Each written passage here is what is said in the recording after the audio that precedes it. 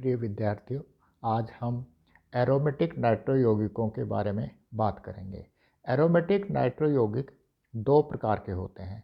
जब बेंजीन वलय से नाइट्रो ग्रुप जुड़ा हुआ हो और जब बेंजीन वलय के साथ कोई एलिफेटिक श्रृंखला जुड़ी हुई हो और उसके साथ नाइट्रो ग्रुप जुड़ा हुआ हो।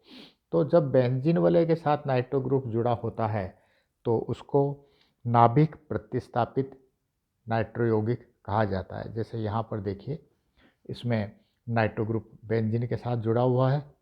यहाँ देखिए ऑर्थोनाइट्रोटॉलुइन, यहाँ पर देखिए दो नाइट्रो ग्रुप जुड़े हुए हैं। तो ये बेंजीन न्यूक्लियस से जुड़ा हुआ है, इसलिए इसको न्यूक्लियस सब्स्टिट्यूटेड नाइट्रो कंपाउंड कहा जाता है।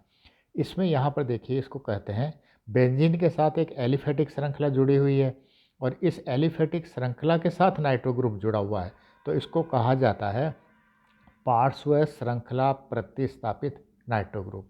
तो यहाँ पर देखिए, तो इस तरह से ये साइड चेन वाले नाइट्रो ग्रुप कंपाउंड्स हैं। तो हम यहाँ पर हमारे सिलेबस के अनुसार हम केवल जो बेंजीन के साथ नाइट्रो ग्रुप जुड़ा हुआ है उसी के बारे में बात करेंगे। तो नाइट्रो यौगिक बनाने के लिए कई विधियाँ होती हैं। सबसे पहले तो आइए बात सुनिए कि नाइट्रो यौगिक क्या होते हैं।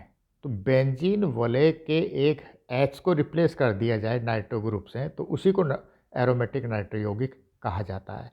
अब बात बनाने की आती है, तो बनाने के लिए इसमें कई तरीके हैं कि जैसे सांद्र नाइट्रिक एसिड के साथ इसका निर्माण कर लिया जाए, या जैसे तनु नाइट्रिक एसिड के साथ निर्माण किया जाए, जैसे सधूम नाइट्रिक एसिड के साथ निर्माण किया जाए, जैसे सांद्र नाइट्रिक एसिड और सल्फ्यूरिक एसिड का मिश्रण लिया जाए। तो और इसी तरह से एसिटाइल नाइट्रेट है, बेंजोइल नाइट्रेट है, इस तरह के यौगिक हैं वो नाइट्रीकरण में काम आते हैं। तो जैसे एक सिंपल एक एम्पिरिक रिएक्शन यहाँ दिया गया है, बेंजीन और बेंजीन का नाइट्रीकारक मिश्रण ले लिया, जो नाइट्रीकरण में काम आता है उसको नाइट्रीकारक मिश्रण कहा जाता है। तो इस तरह से बेंजीन वलय के एक H का रिप्लेसमेंट देखिए नाइट्रो ग्रुप से हो गया। तो परीक्षा में कई बार पूछा जाता है कि नाइट्रीकरण से क्या तात्पर्य है। तो नाइट्रीकरण से तात्पर्य है कि बेंजीन वलय और बेंजीन वलय के H का रिप्लेसमेंट हो जाए नाइट्रो ग्रुप से, तो उसको नाइट्रीकरण कहा जाता है। अब किस प्रकार से ये क्रिया होती है, तो इसमें देखिए जैसे हमने लिया सांद्र नाइट्रिक एसिड और सल्फ्यूरिक एसिड, तो इन दोनों ने क्रिया करके जैसे यहाँ से एक H का इधर स्थानांतरण होने पर ये बन गया H2O NO2 और HSO4 नेगेटिव, है ना। तो नाइट्रिक एसिड का प्रोटोनीकरण हो गया। अब H2O NO2, इसमें से ये NO2 ग्रुप अलग हो गया, जिसे नाइट्रोनियम आयन कहा जाता है, और एक वाटर मॉलिक्यूल अलग हो जाता है। तो ये जो नाइट्रोनियम आयन है ये अब इलेक्ट्रोफाइल के रूप में काम करता है, इलेक्ट्रॉन स्नेही के रूप में काम करता है।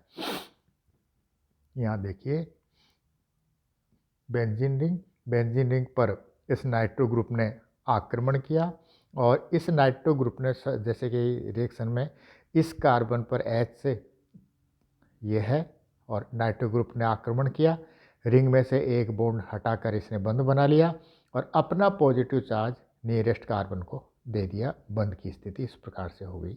व्हील संरचनाओं का निर्माण हो गया, जिसे एरिनियम आयन संरचनाएं भी कहा जाता है। अब यहाँ से देखिए पॉजिटिव चार्ज यहाँ आ गया, अब यहाँ आ गया, और इस तरह से एक रेजोनेंस हाइब्रिड, जो कि यहाँ पर देखिए पॉजिटिव चार्ज यहाँ से यहाँ तक घूम रहा है, तो हम इस तरह से वो एक अनुनादी संकर भी इसमें मान सकते हैं, इसमें दिखाया हुआ नहीं है। तो उस अनुनादी संकर में से एक H हट जाएगा और यहाँ पर देखिए वो H H2SO4 का निर्माण कर लेगा, है ना। ये H H2SO4 का निर्माण कर लेगा और ये नाइट्रो ग्रुप जुड़ जाएगा। तो इस प्रकार से नाइट्रीकरण की अभिक्रिया संपन्न होती है। अब नाइट्रीकरण की जो प्रोसेस है ये कई परिस्थितियों पर निर्भर करता है। जैसे हम किस तरह के जो बेंजीन रिंग है उसकी स्ट्रक्चर को ले रहे हैं और किस तरह से हम नाइट्रीकरण करा रहे हैं। जिन एरोमेटिक यौगिकों में यदि कोई इलेक्ट्रॉन देने वाला समूह जुड़ा हुआ है, जिसे हम सक्रियणकारी समूह कहते हैं, तो उसकी उपस्थिति में आसानी से नाइट्रीकरण हो जाता है और हम दुर्बल नाइट्रिक कारक भी उसमें काम में ले सकते हैं। जैसे उदाहरण के लिए देखिए, यहाँ पर ये फिनॉल है और फिनॉल में OH ग्रुप +M प्रभाव का है ना, तो सक्रियणकारी माना जाता है और इसलिए हम तनु नाइट्रिक अम्ल से भी नाइट्रीकरण करा सकते हैं। और हम देख रहे हैं कि चूँकि OH समूह ऑर्थो पैरा निर्देशी है, इसलिए ऑर्थो और पैरा प्रोडक्ट का निर्माण हो जाता है, तो आसानी से नाइट्रीकरण हो गया। इसी तरह से यदि कोई बेंजीन वलय से इस तरह का समूह जुड़ा हुआ है जो इलेक्ट्रॉन आकर्षित करने वाला है, तो वो इलेक्ट्रॉन आकर्षित करने वाला ग्रुप रिंग पर होने पर नाइट्रीकरण आसानी से नहीं होगा और इसके लिए हमें कोई प्रबल नाइट्रीकारक काम में लेना पड़ता है। जैसे बेंजीन वलय से कोई नाइट्रो ग्रुप लगा हुआ है, तो नाइट्रो ग्रुप लगा हुआ होने पर आसानी से नाइट्रीकरण नहीं होगा, हमें दूसरे जो प्रबल ऑक्सीकारक हैं उनके द्वारा नाइट्रीकरण कराया जाएगा, जिसके हम फिर बात करेंगे।